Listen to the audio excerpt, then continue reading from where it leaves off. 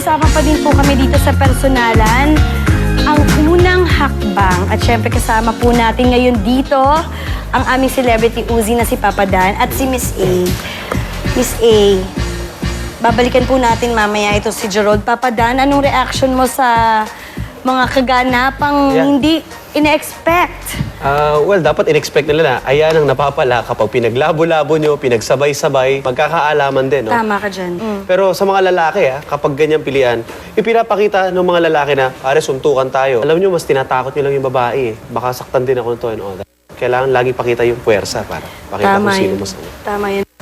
Anong pwede nating masabi sa kanya na makakapagbigay sa kanya ng, kumbaga, aral para maipagpatuloy niya itong susunod na araw? Ito, alam mo, Miss Julina, maganda. Yes. Huwag natin i-encourage yung pansandalian na saya. Let us not encourage yung short-time happiness.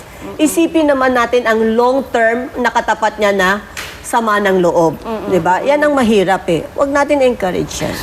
So gusto kong malaman sa'yo, Gerald, sa lahat ng ito, ano ang pinaka natutunan mo? Ayoko naman daw ko. Ayoko naman babae. Siya na lang po talaga. Saka, Gerald, cheating is easy. Madali yun eh, panloloko. Pare, bakit hindi mo subukan yung medyo challenging, yung maging loyal? Diba? Yun. I love that, ha? Madaling Try mo lang. mag-cheating. Diba? Madali manloko eh. Pare, mahirap maging loyal. Kaya? Let's take the harder challenge. Being loyal, no? Kaya? Siguro minsan, makakahanap ka lang talaga ng katapat mo.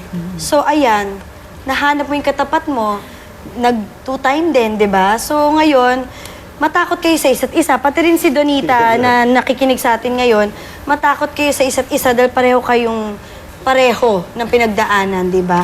Okay, so, ano ang magiging panata kaya nitong si Gerald? Sa harap ng lahat, Sa harap ng lahat, ng manonood, ng manonood, bilang saksi, bilang saksi, ako si ako si Gerald Carpio ay sumusumpang ay sumusumpang simula sa araw na ito. simula sa araw na to. Ayoko nang magbayat manloko. Ito ang aking panata Ito ang aking panata sa personalan. sa personalan. Okay.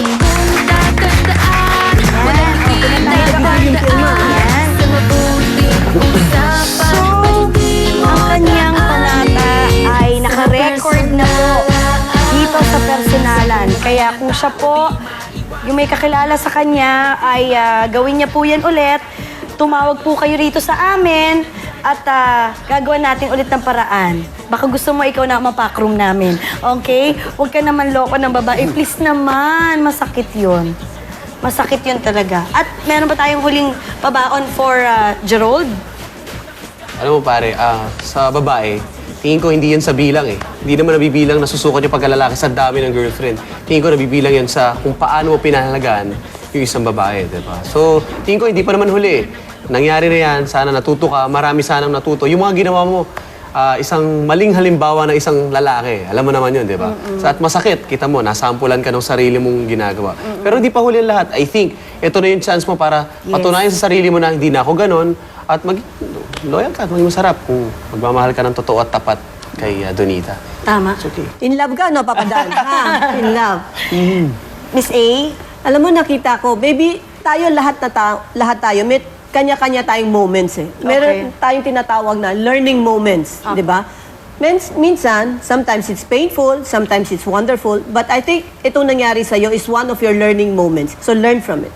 At yung naramdaman ni Donita sa'yo na pagpapahalaga at pagmamahal kung bakit ikaw ang pinili niya, sana magtuloy-tuloy ito sa kanya na lang. Okay? Maraming salamat sa tiwala mo, Gerald. Sana ay maging happy kayo ni Donita.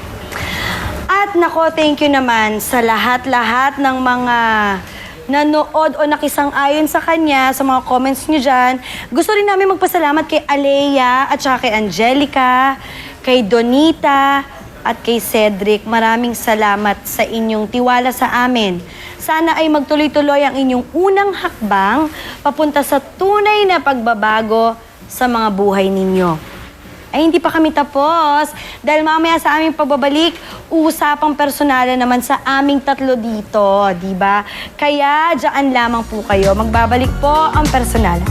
Personella would like to thank Sensui, Savior's Appliance Tipo, Let's Face It, Joshua's Meat Products, Fruits and Waffles, Antonio Boyo Incorporada, the oldest chocolate factory in the Philippines, Biffany and Barrel, Sundance, Crystal Clear, Ever Bulena. Miss Julina Magdangal would like to thank Kathy Valencia Skin and Body Center, Spider, available at all leading department stores nationwide. Sa personal